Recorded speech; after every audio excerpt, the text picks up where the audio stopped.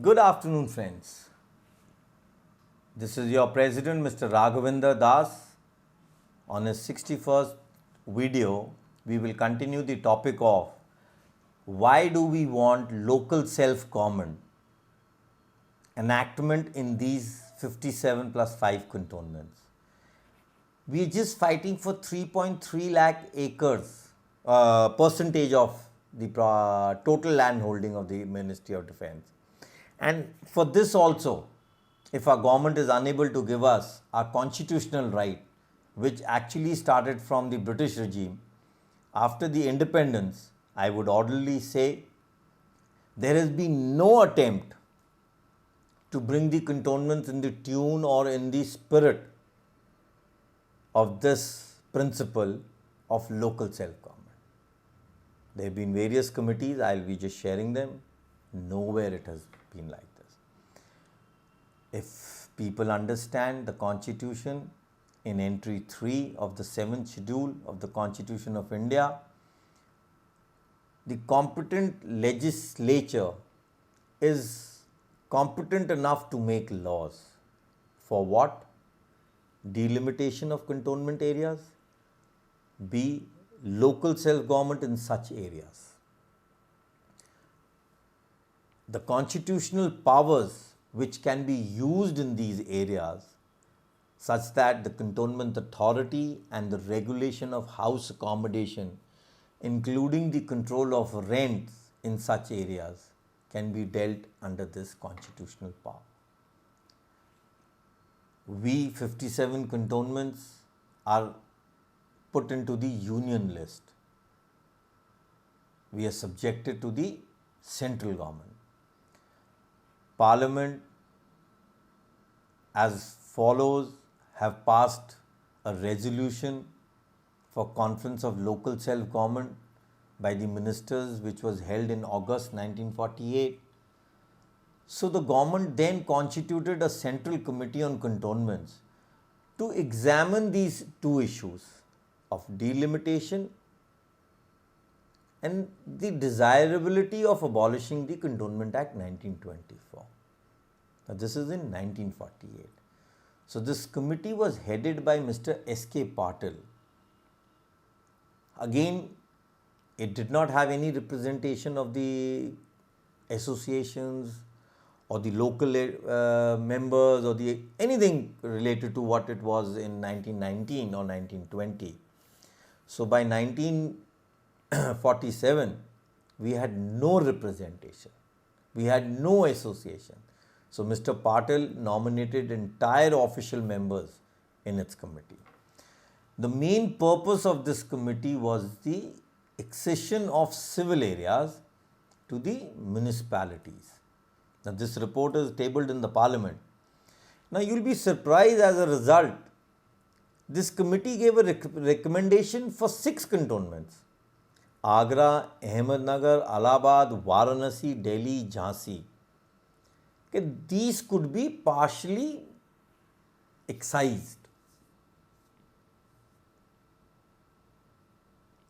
You'll be surprised, this committee gives a report that when it came down to the sentiments of the population in these cantonments, they opposed this accession.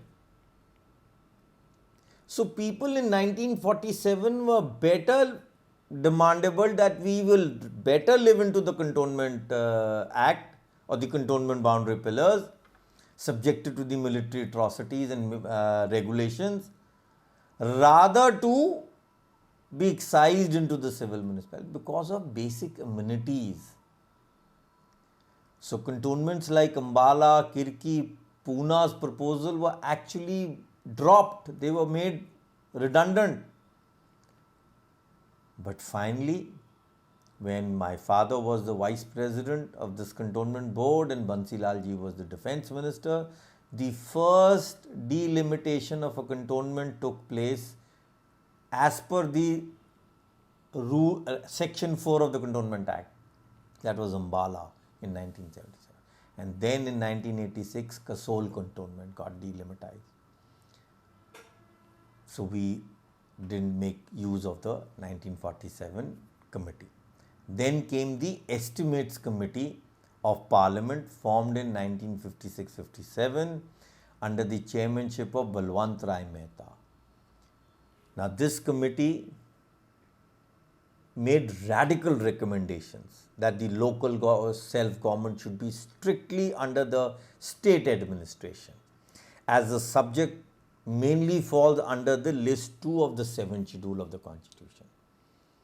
And the army should be given representation or rights to have a say in decisions of these local authorities on very subjective matters like health, welfare, discipline, and security of the troops. So, this committee was purely looking for local self-government. The civic communities for the troops within the military area can continue to be with the defense authorities, and the cantonment will regain its original connotation of a place where troops are quartered. So, there was nothing to be said that cantonments are being abolished, but it recommended simultaneously that cantonment should be abolished under the present system, and practical steps should be taken in consultation with the state governments to finally take over these cantonments. And let's revert back to the same original which is not being taken, convert them into military stations. So, again these recommendations were tabled, and what happened, we all know where we are standing today. So, another committee was formed now, 1980. This was a financial committee put under the advisory of Mr. Nakara, who went on to the issue of future military stations within these cantonments should be made. So, his advice were pretty against us. He only looked up for 3 components. That one was that convert these into purely military areas, and within them create a buffer zone which would be called residential commercial service activities, where the needs of the army would be put in. And the civil area should be as per the civil area of 1938 rule only. So, what it did, I couldn't understand after reading the whole report. So, this basically what I could sense was actually tearing apart the military station in the civil area into 2 parts, because of the financial cost which the army was facing to run these cantonments, which were so-called military stations at that time. And this non-military expenditure will then happen, and the budget would be bifurcated, and the civil municipality will take away the civil areas expense. So, I personally feel that this committee itself was under the finance department, was moreover looking for kind of a budgeting of the disinvestments in these cantonments. And finally, which I have briefed in very length, the S.K. Bose Committee of 2019, it again conducted, and it had some broader looks. It wanted to abolish the 2000 Act and bring in a new act called the 2020 Bill, which has already been enacted, and somewhere the management, revenue administration, building regulations, a better and a more smarter solution as per the 21st century, regulations of the land tenures within these cantonments. The governance structure should be more modernized and democratized, like what I just said, the vice presidents and so on, things to be done. So, the basic recommendation of this committee was more on the modernization of the 2006 Act. It had nothing to do with the basic problem what we face of as sale, purchase, mutations, repair of our buildings, or let's say even plans being sanctioned. We want the properties to be divided because families have had divisions in them, from one father to 3 sons, or 2 sons to another 4 sons, or 2 daughters as per the new Supreme Court judgment. Now, daughters also have rights in the property. So, properties are getting divided, which the government understands. So, friends, these committees, they are made, but we are not getting representation the way we were given in 1919 to our association called All India Cantonment Association. Let's wake up. Let us submerge all these associations in one association with different legal heads coming up together and really working hard for these local self-government enactments of these cantonments. Good day. Thank you.